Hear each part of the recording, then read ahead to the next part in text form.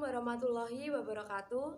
Perkenalkan, nama saya Al-Inayah Rahma Putri, NIM A4 2018 0066 dari kelas 6D, Praktikan Anatomi Fisiologi Manusia, Pendidikan Biologi, Universitas Muhammadiyah Surakarta. Di sini saya akan menjelaskan dan memperagakan latihan 2, yaitu mengenai sistem muskuler. Yang pertama yaitu mengenai tujuan dari sistem muskuler. Yang pertama yaitu mampu memahami dan menunjukkan otot-otot penyusun tubuh. Yang kedua, mampu memahami fungsi dan ciri otot penyusun tubuh. Yang ketiga, mampu memperagakan cara kerja otot. Dan yang terakhir, mampu membedakan antara otot polos, otot lurik, dan otot jantung. Selanjutnya, pengertian otot. Mio atau muskulus atau ilmu yang mempelajari tentang otot disebut dengan miologi. Otot sendiri merupakan bagian jaringan tubuh yang mampu berkontraksi. Kemudian aktivitas otot itu dipengaruhi oleh stimulus dari sistem saraf. Macam-macam otot. Otot terbagi menjadi 3 macam, yaitu yang pertama ada otot polos, otot lurik, dan otot jantung. Otot polos sifatnya itu refleks, tidak mempunyai garis melintang, reaksi lambat, dan tidak mudah lelah.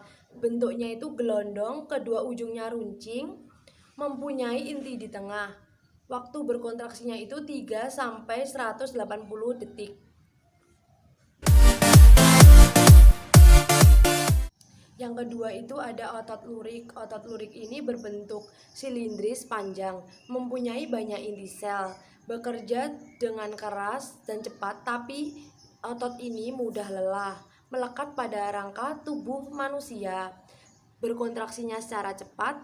Letak otot lurik ini berada di otot paha, betis, dan otot dada, serta berada pada rangka tubuh manusia.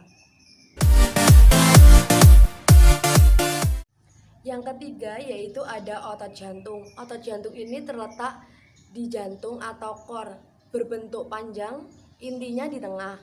Cara kerjanya di luar kesadaran, bekerja terus-menerus tanpa istirahat, berbentuk cabang dan menyatu. Otot jantung ini kegiatannya dilakukan atau dipengaruhi oleh dengan syaraf otonom, yakni saraf simpatik dan saraf prasimpatik.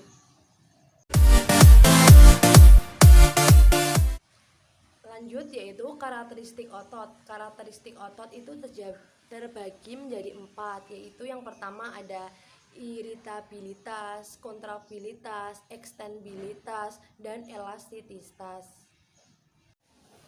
Selanjutnya ada sistem kerja otot. Sistem kerja otot yang pertama yaitu antagonis, yang cara kerjanya itu berlawanan antara kontraksi dengan relaksasi. Yang pertama ada flexor dengan ekstensor. Kalau flexor itu contoh gerakannya seperti kita meluruskan tangan. Kalau ekstensor itu dengan cara menekuk tangan.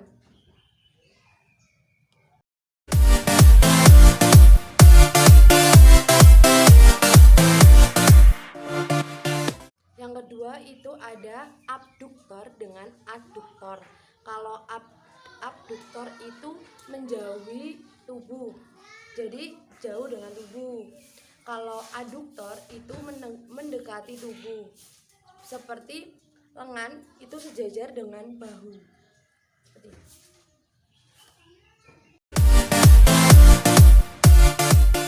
Yang ketiga itu ada depressor dan elevation. Kalau depressor itu contohnya seperti gerakan kepala itu digerakkan ke bawah dengan cara ini.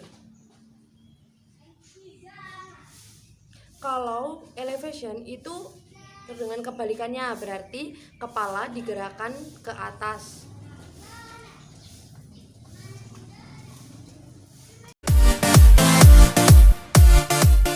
Yang keempat yaitu ada supinator dan pronator. Kalau supinator itu contohnya seperti telapak tangan itu meneladah seperti ini.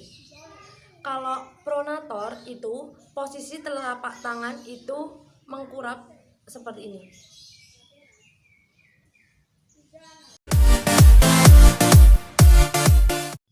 Sifat kerja otot yang kedua yaitu sinergis, yang artinya kontraksi itu menimbulkan gerak searah. Contohnya, pronator teres dengan pronator quadratus. Otot yang menyebabkan telapak tangan itu menengadah dan melungkup. Contohnya seperti ini. Meneladah dan ini telapak tangan melungkup. Yang kedua, otot antar tulang yang bekerja sama ketika kita menarik napas. Seperti ini.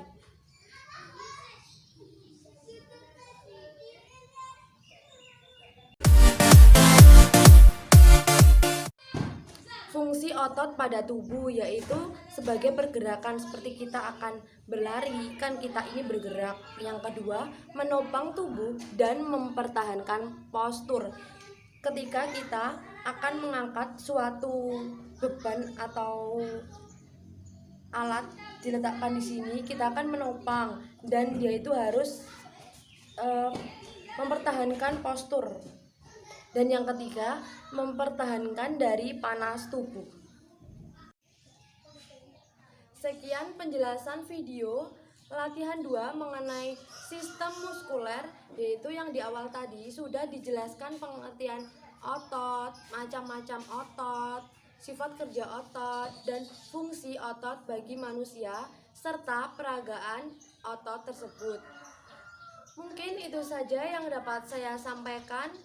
Kurang lebihnya saya mohon maaf. Semoga bermanfaat. Wabillahi taufik wal hidayah. Wassalamualaikum warahmatullahi wabarakatuh.